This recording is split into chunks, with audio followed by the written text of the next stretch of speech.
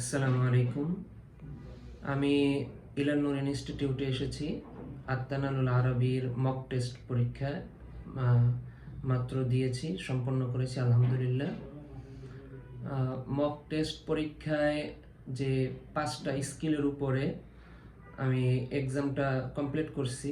তো যেই 5টা আছে এটা হলো যে তাহাদ্দুসান, আর ইস্তিমা, কিরাআত, কিতাবাত, আরেকটা হলো যে মুফরাদাত। তো এর মধ্যে তাহাদ্দুসানে যে বিষয়গুলো আসছে, তাহাদ্দুসানে যে কথা বলার বিষয়টা, এখানে তারা আপনাকে কিছু প্রশ্ন করবে, কিছু এবারত দিবে, ওগুলো আপনার পড়ে বুঝতে হবে এবং এরপরে ওই অনুযায়ী জবাব দিতে হবে, উত্তর দিতে হবে। আর কিরাআতে যে বিষয়গুলো, ওগুলোতে আপনার কিছু 5 কিংবা 6 লাইনের কিছু মুহাদারা দিবে। এগুলো প্রত্যেকটা ধাপ আছে, যেমন 1, 2, 3 ধাপ। এগুলো আস্তে আস্তে বাড়বে, লাইনগুলো বাড়বে।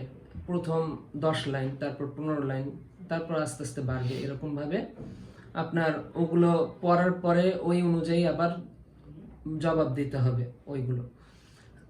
এরপর আপনার যে কিতাবাতের বিষয়গুলো আসে, ওখানে কিতাবাতের যে বিভিন্ন টপিকের উপরে ছোট ছোট টপিক দেয়, ওই অনুযায়ী আপনার 100 প্রথম ধাপে 100 ওয়ার্ডের মধ্যে কমপ্লিট করতে হবে একটা মাকলা লিখে, দ্বিতীয় ধাপে 150 ওয়ার্ডের উপরে। এরকমভাবে আপনার একটা পরিপূর্ণ মাকলা লিখতে হবে। আচ্ছা, এরপরে হলো যে আপনার যেই বিষয়গুলো মানে যেই বিষয়গুলো আপনি শিখে এখানে আসবেন মক টেস্ট দিতে, সেটা হলো যে আপনি অবশ্যই আরবি টাইপিংয়ে পারদর্শিতা থাকতে হবে এবং বিভিন্ন মাকলা লিখতে হবে। এটা লিখলে আপনার যখন চর্চা হয়ে যাবে, তখন আপনি এখানে এসে মক টেস্ট সুন্দরভাবে কমপ্লিট করতে পারবেন।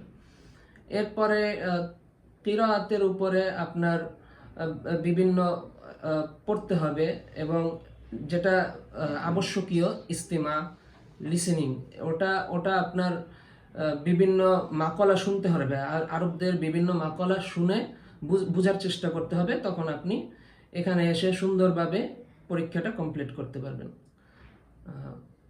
আশা করি সবাই আসবেন ইনশাল্লাহ পরীক্ষা দিতে আত্তানালুল আরবিতে। আসসালামু আলাইকুম রহমতুল্লাহ।